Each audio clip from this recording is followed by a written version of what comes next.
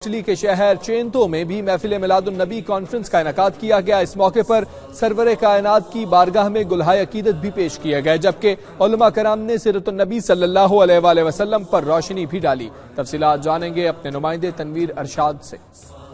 خسروی اچھی لگی نا سروری اچھی لگی۔